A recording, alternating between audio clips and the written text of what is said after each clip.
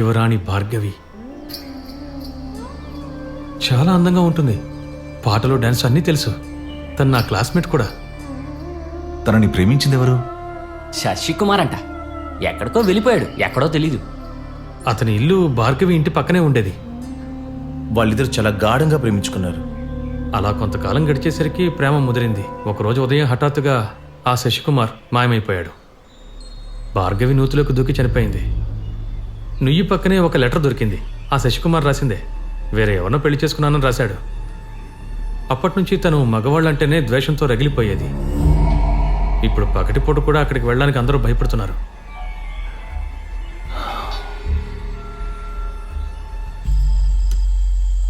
సరే, నేను బయలుదేరుతాను. Good night. నేను మళ్ళీ చెప్తున్నాను, మీరు అక్కడికి వెళ్ళొద్దు. మీరు ఇక్కడే ఉండొచ్చు. మీరేం కంగారు పడకండి. ప్రేమించే అమ్మాయి నన్ను అర్థం చేసుకుంటుంది. నాకేం కాదు.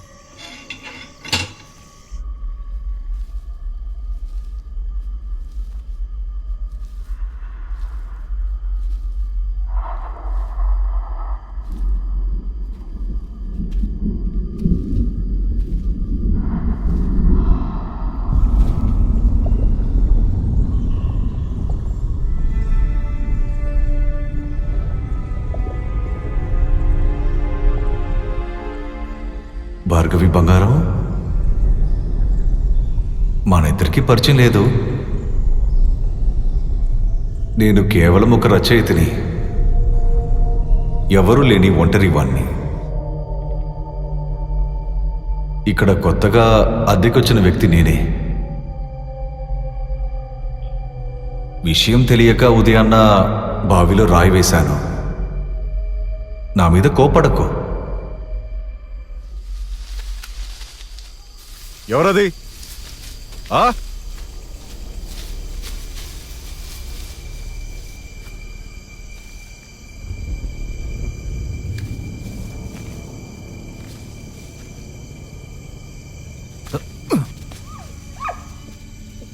ఓ సారీ.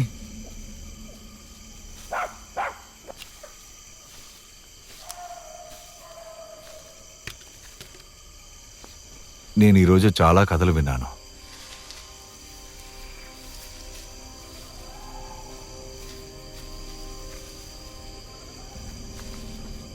భార్గవి బంగారం, నువ్వే నన్ను అర్థం చేసుకోవాలి. నా చేతిలో ఉన్న డబ్బు మొత్తాన్ని 2 నెలల అద్దెకిచ్చేశాను. ఇంకా ఈ ప్రపంచంలో నాకెక్కడా వెళ్ళడానికి దారి లేదు. నాకంటూ ఎవరు లేరు.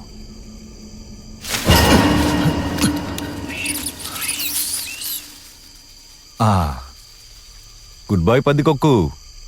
Good by.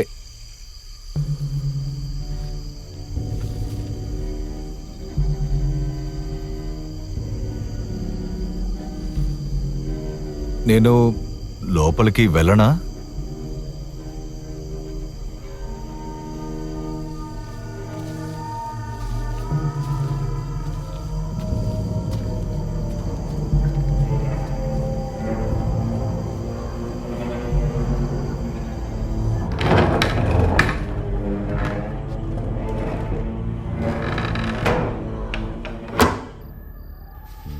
Paul రబ్సన్,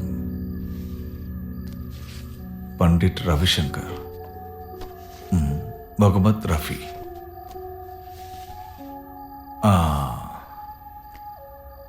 Pankaj Malik నుండి స్టార్ట్ చేద్దాం.